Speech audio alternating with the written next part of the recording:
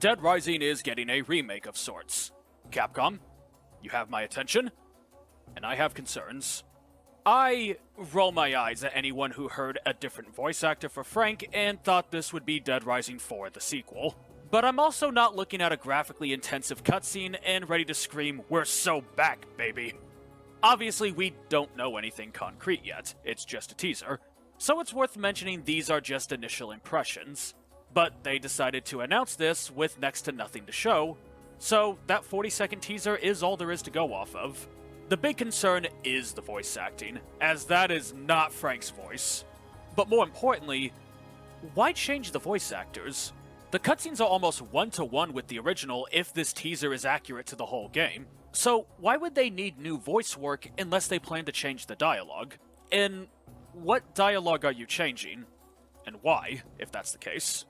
Also, the voice acting in this teaser wasn't too impressive. And both after Dead Rising 4 not having TJ back, and the Resident Evil remakes overall having weaker performances than their originals, aside from the Merchant, I think people are just getting tired of Capcom cheaping out when it comes to not using unionized voice actors, especially for their legacy characters. I don't get how the Street Fighter series can bring back the Union VAs, but not the narrative zombie games where the voice acting is far more important to the experience. And on that note, will they bring back the licensed music?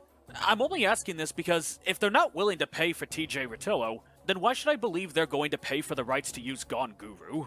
So yeah, the 40-second trailer gave some grievances and concerns. But there's the other question. Why remake the first Dead Rising instead of making a new entry? It doesn't even need to be quote-unquote Dead Rising 5. Just making a new game in the 5-year gap between Dead Rising 1 and 2, or the 10-year gap between Dead Rising 2 and 3 with a new character would be fine. And while the first Dead Rising could have used an enhanced port to fix the AI and balance issues, like the old Devil May Cry games got with their special editions, it did not need a from-the-ground-up remake.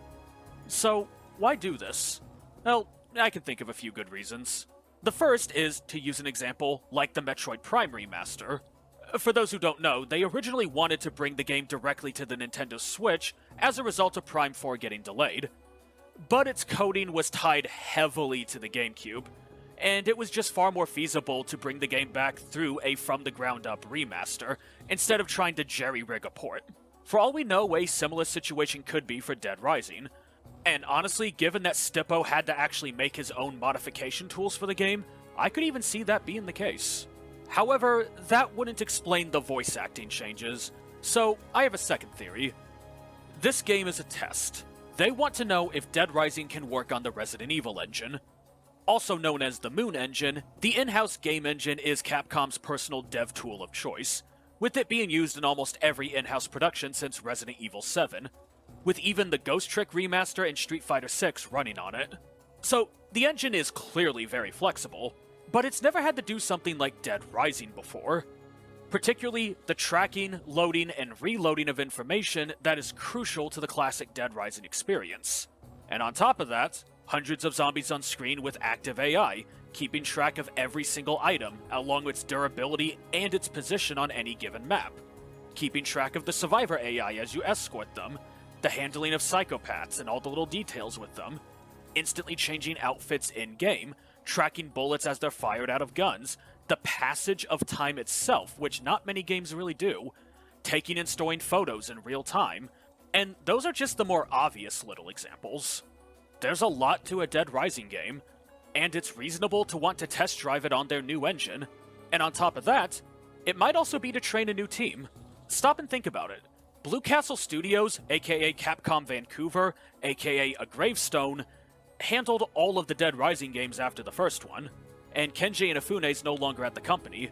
Even if we assume there was someone involved with the original Dead Rising working on it, they haven't touched the production side of this franchise in at minimum 20 years, and I'd be willing to wager many people working on this have never worked on a Dead Rising game.